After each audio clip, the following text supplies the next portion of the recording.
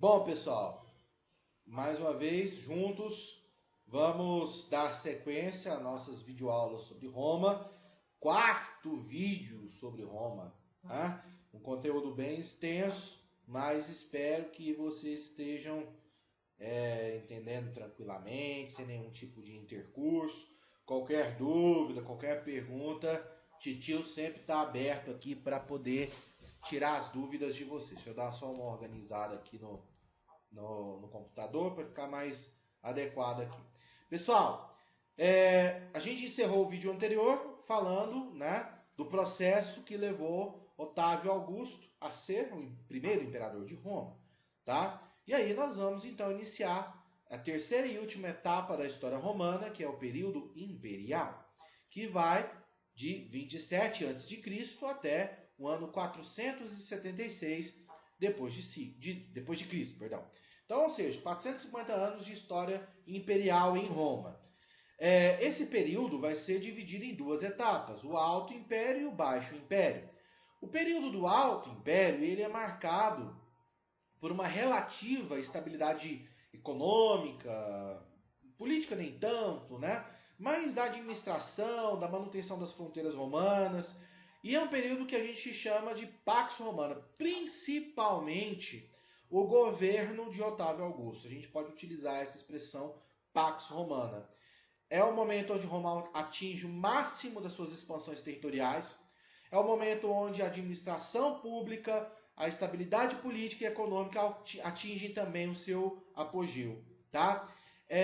Professor, mas como Otávio Augusto conseguiu manter essa estabilidade graças a uma política que mantinha o controle sobre as massas, que é a famosa política do pão e circo? Ou seja, Otávio fornecia trigo subsidiado para a plebe. Além disso, construiu grandes espaços, em Roma e em várias cidades romanas para o divertimento e o lazer da plebe, como os banhos públicos, que eram saunas e ginásios, de ginástica, onde o romano podia lá fazer o seu crossfit, vamos dizer assim. Os banheiros públicos eu até mostrei para vocês em uma aula anterior, como era um banheiro público no mundo antigo. Obras de saneamento, construiu espaços como o Circo Máximo, que era o local, tipo o autódromo, onde aconteciam as corridas de bigas, aquelas carroças puxadas por 2 ou 4 cavalos. Mais adiante não foi ele que construiu, mas já existia uma arena de espetáculos que se tornou aquilo que é o Coliseu, uma arena com mais de 50 mil lugares para 50 mil espectadores, ou seja, essas medidas elas controlavam a plebe e evitavam o colapso social, vamos dizer assim. Enquanto a plebe estava de barriga cheia e distraída com essas diversões, ela não se rebelava, não se revoltava. Por outro lado, ele também manteve o controle sobre o Senado. Como? Adivinha? Comprando o apoio dos senadores. Comprando de que forma? Terras. Entregando ao Senado a administração de províncias, cargos públicos, propriedades. Então, com uma mão ele afagava o povo, com a outra mão ele afagava a elite romana. Então, por isso que ele consegue manter essa estabilidade. E os seus sucessores, em grande maioria, também conseguem manter essa estabilidade. Agora, no Baixo Império, nós vamos ver que é um momento de crise. E essa crise provocada por sérios fatores, que nós vamos falar disso aí mais adiante. Tudo bem? Além disso, tem as questões das dinastias, são as 4 grandes famílias que governam Roma durante essa primeira fase aí do Império. Dinastia Júlio-Claudiana, Antonino, Severus e por aí vai. Mas isso aí a gente não costuma ser tão cobrado nas provas. Você tem que saber a questão da Pax Romana e como Otávio... Nossa, meu nariz hoje está horrível, mas enfim. Como Otávio mantém essa estabilidade através de medidas como o pão e circo e o controle sobre o Senado. Nem tudo foram flores durante esses primeiros anos de Império Romano. Após a morte do Otávio Augusto, que aconteceu ali por volta do ano 15 depois de Cristo, o império foi assumido pelo imperador Tibério. O Tibério era um homem sádico que perseguiu de forma sistemática os seus opositores, mas mesmo assim conseguiu manter a estabilidade política e econômica. Agora, nós vamos falar de uma galera, esses imperadores, eles ficaram conhecidos por serem doidos de marré-marré, piradinhos, lelé da cuca, né? Nero, esse camarada com essa costeletona estilosa aqui, Cláudio e Calígula.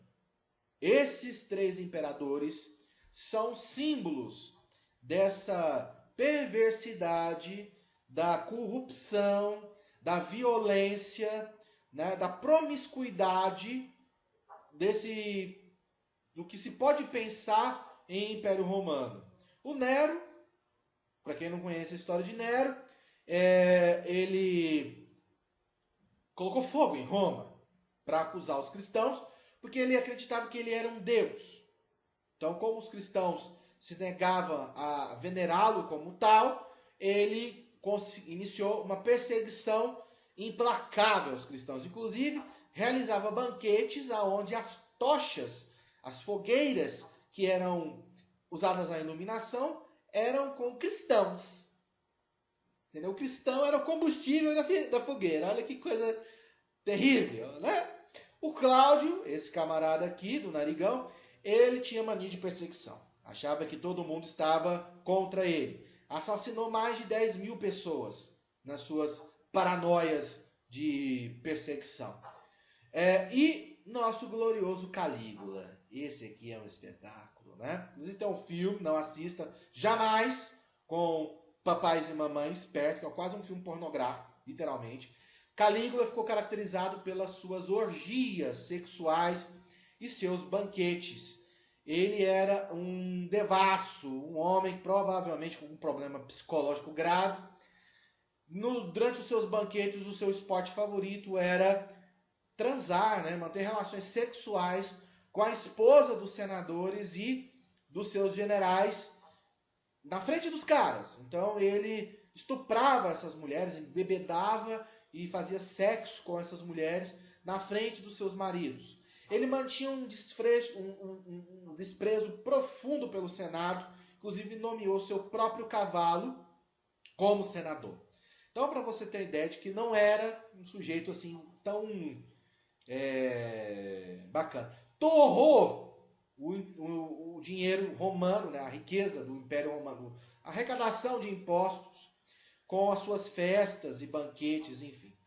Esses esses imperadores, né, que eram devassos, maldosos, assim, eles recebiam o que a gente chama de nanatium memoriae, né? Ou seja, eles eram apagados da história romana. Todo mau governante, eles eram apagados dos registros históricos.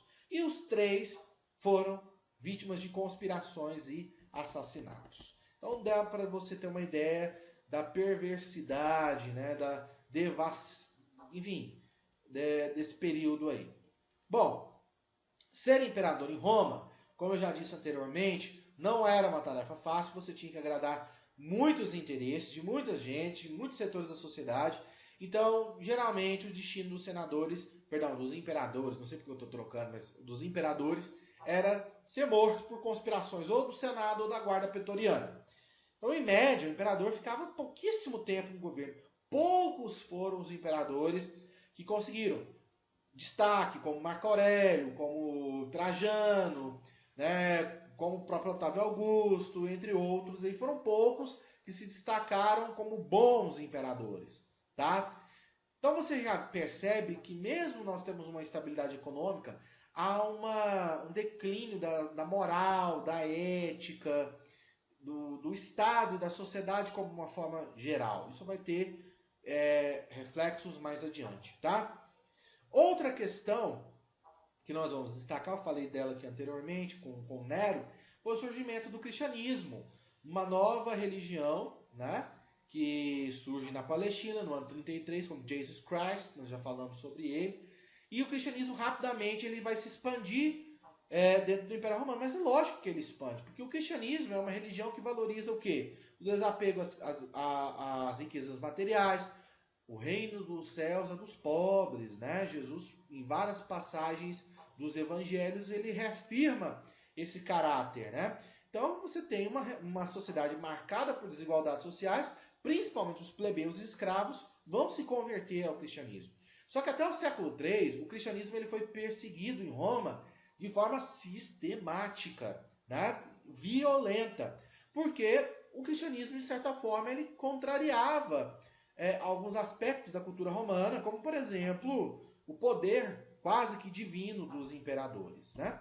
Enfim, vamos falar então da crise do século III. A partir do século III, a coisa começa a feder, né, para o rumo de Roma.